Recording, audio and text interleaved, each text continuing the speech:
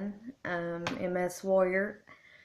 Today I would like to talk about, for my show, I'm Down with the Sickness, or my vlog, the process when you need some kind of medical test done, and I know I'm not the only one, when you're unemployed and you have to depend on Medicaid. Some people, I guess, Medicare if you've already received your disability, which I have not.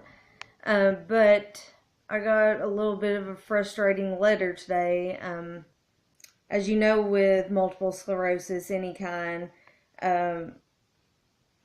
several times a year, your doctor, physician may require that you get some MRIs done with and without contrast, just to keep track of how the disease is progressing in your brain and your spine.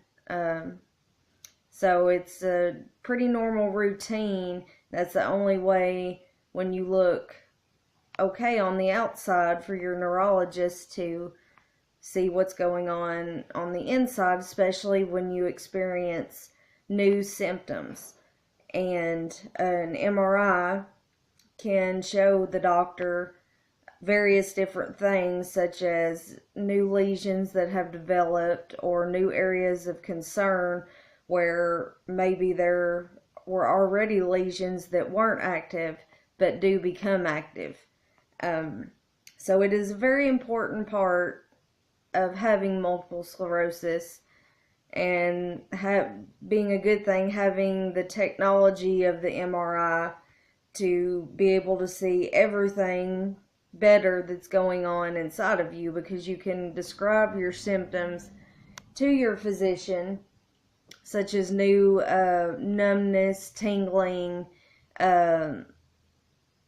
electricity, feeling like it's running up and down your spine, which is not a new symptom for me, but over the past few months it has progressively, and in my opinion, felt like at times it's gotten worse, more predominantly at night, I guess, maybe because I'm more tired and whatnot, but and also I've been experiencing at different points in time numbness on one side of the face or the other, which is evident in my smile, when the other term gait, they talk about where, a side may be uneven as compared to the other side of your body.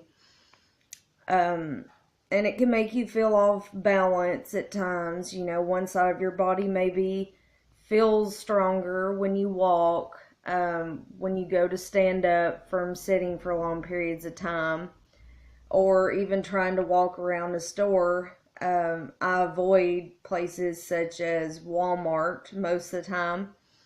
I do push myself too hard sometimes, because I don't really go out all that much, but when, a friend or family member gets in touch with me and wants me to, hey, let's go here, let's go just walk around the mall, or let's go walk around Walmart, even though I may feel really like crap, I still try to go, because it's not healthy for anybody to just sit, at home, become more or less a hermit, which I guess I am, and not go out from time to time just to break the monotony of the everyday cycle you're used to. It's liberating sometimes for me just to go walk around the store. It doesn't matter if I don't have the money to buy anything. I've come to terms with that, where I'm humble and happy with what I do have. I have everything I need. It's not to me in life to have everything I want, or covet what others have that I may not have. As you know, that's a sin, but I'm just humble and happy and thankful for what I do have, because I could be in a whole lot worse situation. I have been. So, I mean, it's good to, even if it's just once a week, and you can get in your car and take a little drive, listen to some loud music, just to feel like you're still human and a part of society, instead of feeling shunned and like there's something always wrong with you, because having multiple sclerosis for any one of you is a tough pill to swallow. It's been really hard for me at times to, because I had always worked ever since I was old enough to work. I'm going to say my whole life, because that's obviously not true. But ever since I was old enough to work. And nobody, for the most part, enjoys working. But I liked the independence that it gave me, and making me feel like I was accomplishing something and doing the right thing, and honestly, earning an income, because, it was just my way of life. So when I lost that and have not been able to return to work, it, some days bothers me, I guess, more than others if I do get bored, because you get used to a routine in life when you work or have other, obligations that you're used to fulfilling and doing. It's hard when you go from having a routine of getting up at a certain time and going and working your 8 hours, 12 hours, however long, and then when all of a sudden it's just like you don't have a certain time to wake up, and you just wake up and it's like, oh, okay, what am I going to do today? What can I do today? I don't make plans for the future, like long out, like if somebody says, hey, in 6 months, let's go here, I may want to go, but as I found in my experience with multiple sclerosis, each day I wake up different. I've had a lot more good days here recently than I have in a long time. I currently take the monthly infusions of the medicine called Tysabri, which is, it has some serious side effects that can happen, including, the PML. I can't pronounce that word. It's a very long word. I can't even spell it. But a PML is a rare brain infection that can develop with this medicine over time, especially if you and your blood work have tested positive for the JC virus or John Cunningham virus antibodies in your system.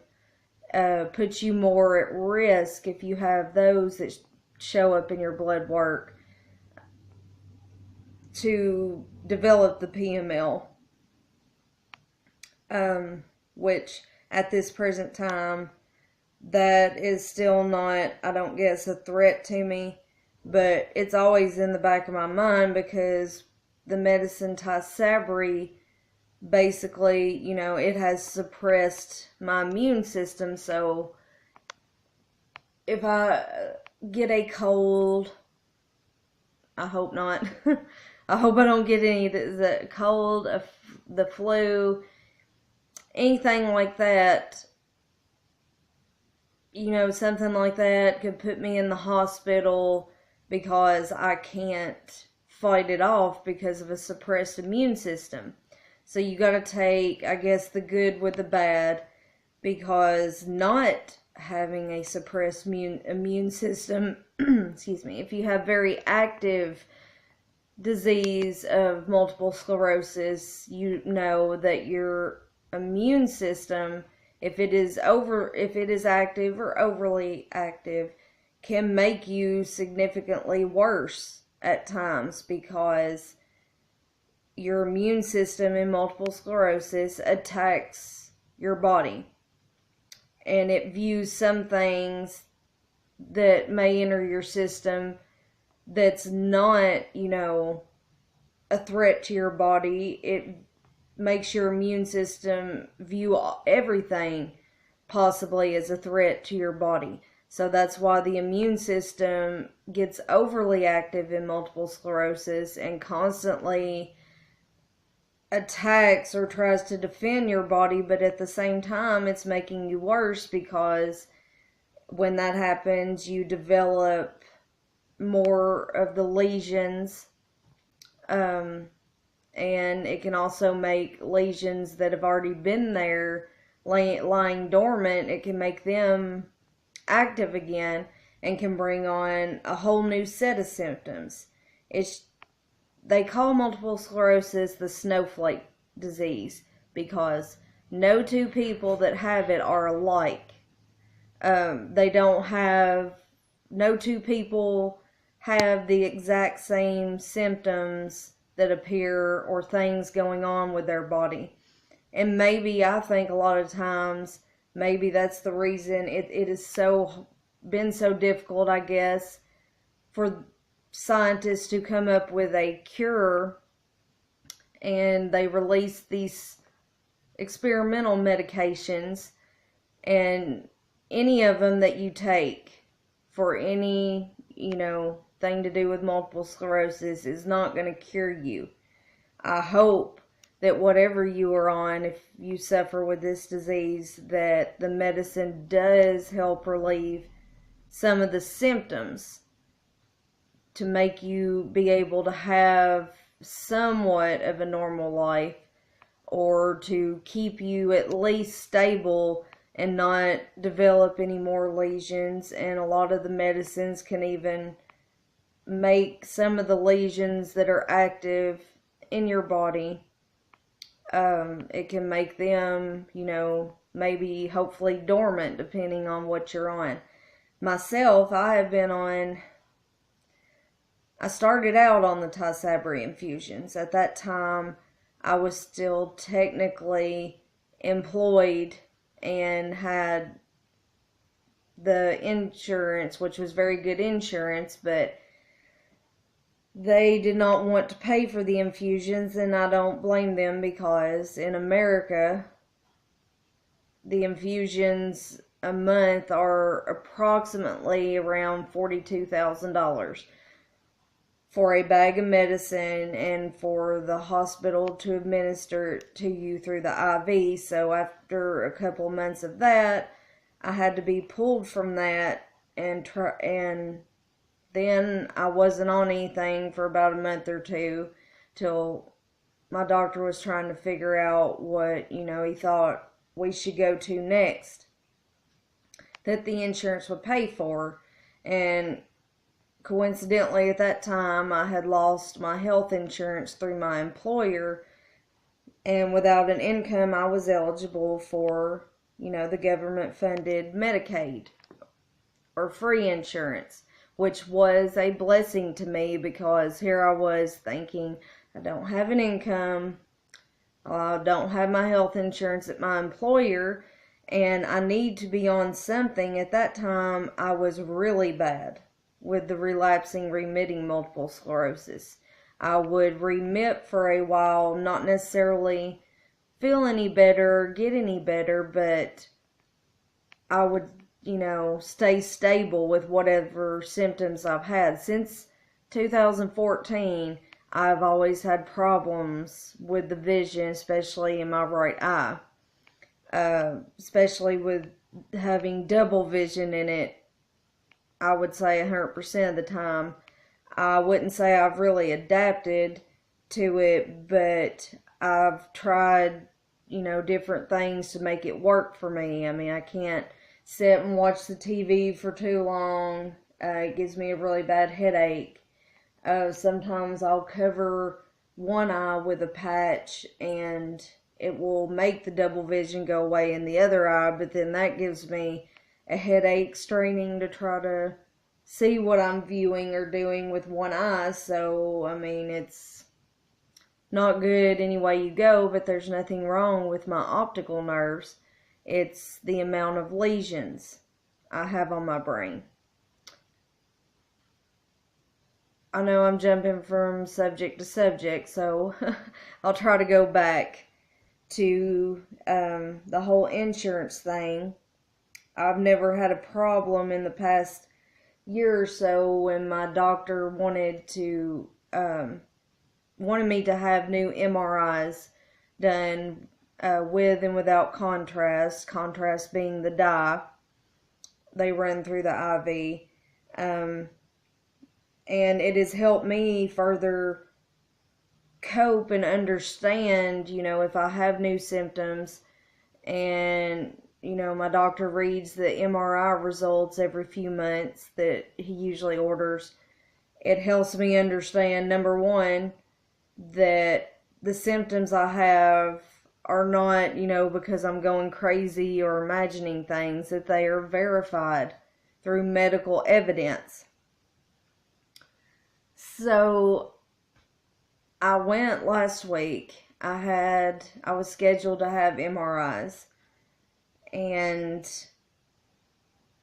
it was kind of like emergency scheduling. And with Medicaid, they have the whole thing of, for things like that they want you to get prior authorization. And I'm not too worried about it because I know that they have been authorized now for me to get them until March the 6th of 2017. But at the same time, I wasn't able to get them on the day that I went because I must have a poltergeist in me. I said that when I got to the hospital and got signed in and got my armband, all of a sudden the computer systems went down. What's the chances of that? So my nephew and I sat there for a couple of hours, I guess, because it was such a long drive. I didn't want to have to come back. And then they had to reschedule me, which I go this next Thursday. Now, with that being said, hopefully, number one, the computer systems are working, because it is a long drive, or, long trip for me, which with MS can be exhausting, even just sitting in a car before you get out and, walk into a place, and then the ride back. I mean, with myself, with these electrical sensations in my spine, sitting for too long, riding in a car or whatever, even walking sometimes becomes a challenge for me. But knowing that, I have gotten approved for them, but today I have received 2 of the same letter. Sometimes I wonder, if they send it to me twice because they think I'm going to forget the first one they sent. But this is what I deal with. I don't know if anybody else does deal with this, trying to get approved for testing or services. I won't name. I'll just say it's Medicaid. We'll go with that. But on the date I was supposed to have the testing, this was mailed out to me. And I'm not going to give you my member ID, but it says the service requested was the magnetic resonance imaging, or MRI, a detailed picture of brain and neck with and without contrast. Okay.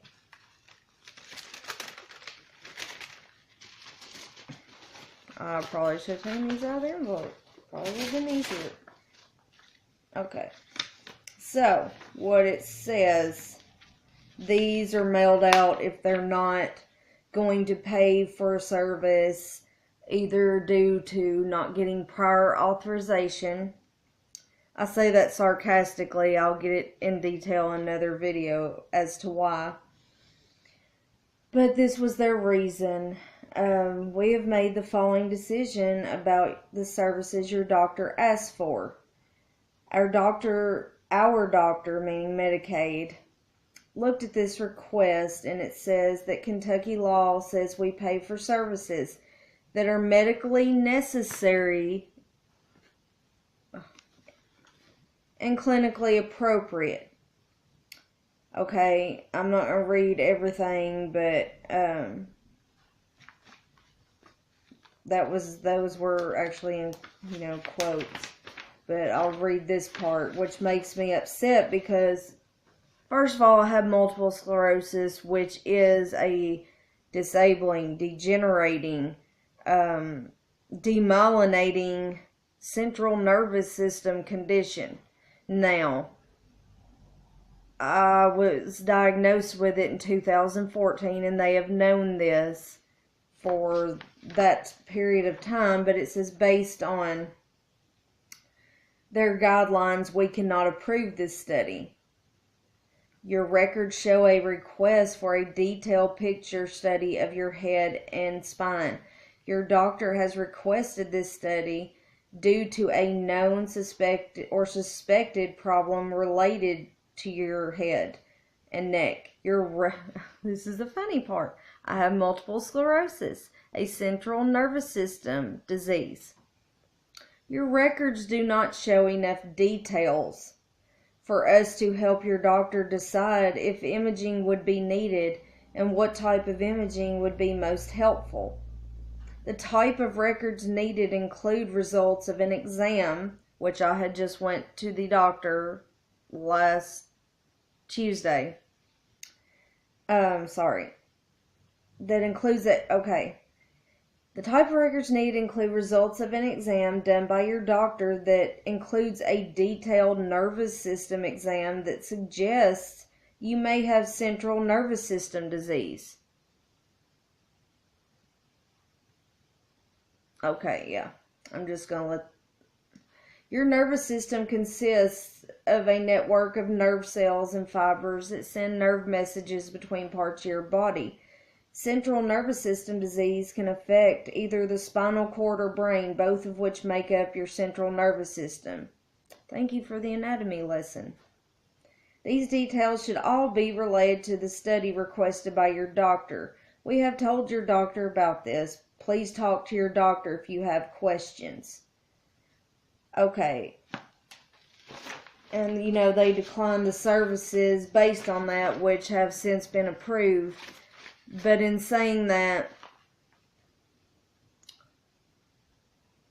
my doctor is a neurologist who has diagnosed me clinically with multiple sclerosis, and I've never, anytime he has requested MRIs recently, they have never questioned or sent me anything like this. And I'm sitting here thinking, what more detailed information would they have needed to know for prior authorization? Because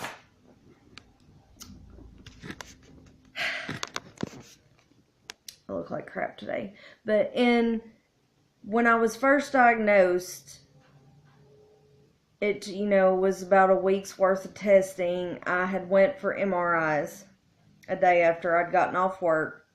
Yes, I still worked, not needing to, for 2 months with my right eye crossed into my nose and having double vision because I knew I needed to work. In 2014, I had gone through a divorce. And I had a newer house, and I had a house payment, car payment. I had to work, But after my MRIs, they immediately admitted me. And I immediately started freaking out because I was like, oh my, I can't miss work. I've got a house payment due, car insurance, I was like, just a million thoughts ran through my head. And when they first had admitted me to the hospital and took me to my room, the neurologist with no bedside manners spoke to me. I was like, what's going on? I don't understand why I'm being admitted. And he said, we aren't sure if you have brain cancer or some other kind of neurological condition or disease. we will be coming in the morning first thing to get a brain biopsy, so get some rest. And he left, and needless to say, as I'm sure nobody would, I didn't get much sleep. Because I was like, what is going on? And then the next morning, bright and early, the brain surgeon came in. He was like, I don't want to cut into you because I want them to rule out everything else. And I was like, thank you. I don't want you to do that either. I know it's your job and you get paid for it, but please don't do that. So they ran me through the mill. Did blood work to test for everything. Most things I knew I didn't already have, but I understand why they had tests for, STDs and things like that, because those, if you do have one, untreated over time, can do things to your brain and other parts of your body. But I knew I didn't have that. And then they were like, oh, well, we're going to do a spinal tap to get some fluid and everything. I'd never had one of those. If you have ever experienced that, getting diagnosed with your multiple sclerosis or for anything else, it is not a pleasant experience. I was glad when it doesn't, take long, but I was definitely glad when it was over. The pain shots did not help beforehand, but in that, they look for the obliclonal bands in that fluid that can tell if you have multiple sclerosis, and if you do, if it's like in an advanced state at that time. Unbeknownst to me, prior, it was already in an advanced state. So after all their testing and everything like that, they diagnosed me with multiple sclerosis, and I asked to see a copy of, the radiology department's, worded explanation of what they actually saw on the MRIs, because I still was clueless. And I was reading it, and I was just shocked, because I was like, it said at that time that I had at least 40 lesions on my brain and about 15 in my neck and spinal column and everything. And the doctors kept asking me, like, how long have you been off work? Things. I was like, I've not been off work. I've still been working. At that time, I'd been at my job almost 10 years. And they were just like, there's no way. They're like, you didn't have any other symptoms other than when you fell and your eye crossed. And I was like, well, yeah, there was an instance in 2010, scary story, where I hadn't fallen or anything. I was just driving my tow motor or forklift, whatever, at my job, and all of a sudden both my eyes crossed in towards my nose.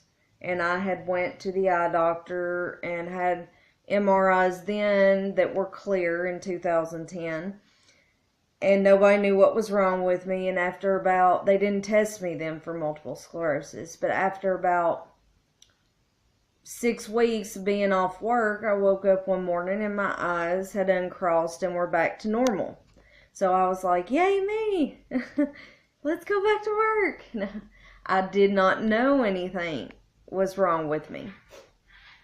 I just thought, well, they don't know, I don't know, so I'm okay. And I went on until I had fallen on Halloween in 2014. In my kitchen, I'd slipped and fallen. And I was okay after that. I got a really bad headache, and the next morning I woke up for work, which was also my father's birthday. And like my right eye, like it just kept kind of like pulsating side to side, giving me a really bad headache. And then after a couple hours of being awake, it was just, crossed into my nose. And the first thing that popped in my mind was like, okay, this is kind of like 2010. And I made an appointment with my same eye doctor, which is a neuro-ophthalmologist. There's not very many of them. And, I went to see him, and he thought maybe, because it had happened 4 years prior, let's do some new MRIs, because they were clear in 2010. And he's actually the one that had sent me for the testing. And, hearing that at that time I had that many lesions on my brain and spine, and I'm sitting here thinking to myself, trying to really think hard, have I not noticed symptoms that maybe could have triggered the testing earlier for this? And I worked in a factory, and at that time I had, wasn't driving a tow motor forklift. I was actually an inspector for the product or packer, working fast-paced, in a fast-paced department of my job.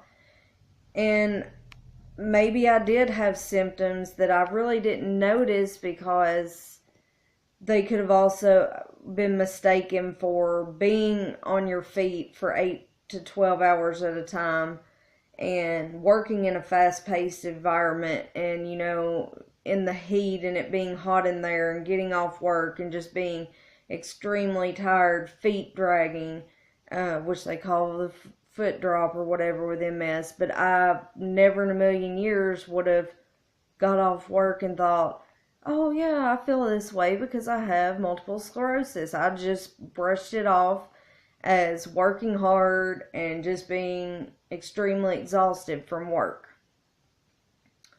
So it was a very big shock to me, and the only thought I kept in my head was, I hope my eye goes back to normal. I've got to get back to work. I can't be off work.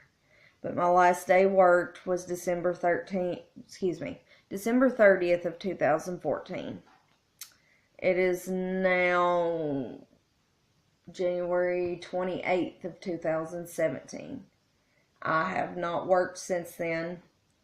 In 2014, I was declared permanently disabled by my neurologist last year, and I'm in the disability process, which I'm not going to get into in this video because it would probably put you to sleep. But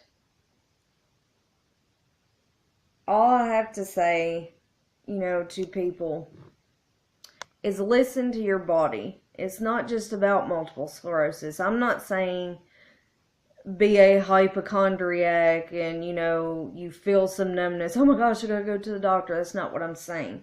But if you pay attention to your body. Sometimes your body is trying to tell you something that you're not paying attention to. If you start experiencing long, episodes of anything wrong with your body, a heart flutter, high blood pressure, anything, you could really have something more serious going on than you realize. And you don't need to wait until you get to a point where you just absolutely say, oh, I have to go to the doctor. And I know in today's economy, everything is expensive. Everybody, lives paycheck to paycheck mostly. I've been there. And I know nobody likes to miss work. And I understand, the families that have children that they're supporting. I guess sometimes things can be even more financially straining to them. But I'm just saying, just listen to your body. And at least, every 6 months, I would recommend, even if you are, experiencing weird things going on, it's not a bad idea to have, just a checkup with your regular doctor twice a year, get some blood work and stuff. And I'm not talking about MRIs or anything, but some blood work, something like that, to just kind of keep tabs on your health, and for your doctor to track your health to help you make sure that you don't have a severe condition or ailment going on. I wish, looking back, that I had have listened to my body. It's not that I never went to the doctor, because I always did. There were times I always felt, I'm not a hypochondriac, but I always felt something different maybe was going on.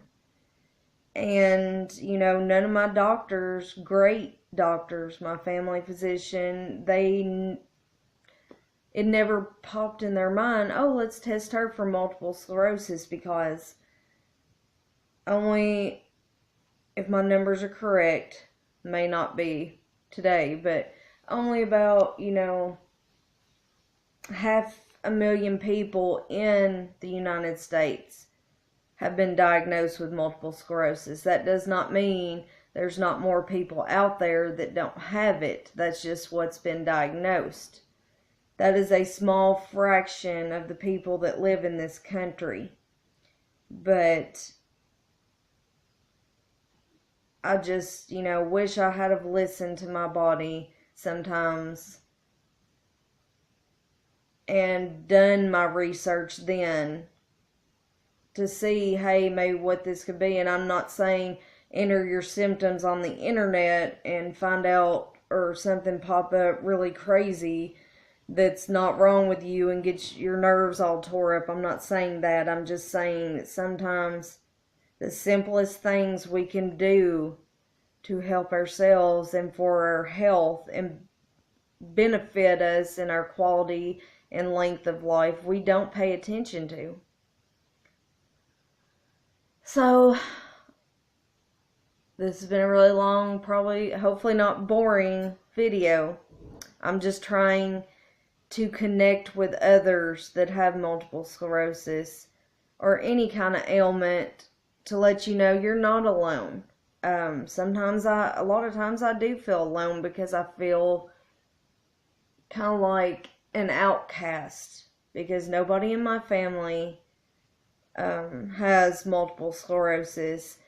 And since it's such a mysterious disease and everybody's different, there's not a lot that I can make the people around me understand about it, unless they actually, care enough from time to time to go online and research a little bit about it, and maybe they would understand why I can sleep sometimes for pretty much a whole day and get up and still be just exhausted. It's a different feeling of fatigue that sleep does not always, give you a solution to.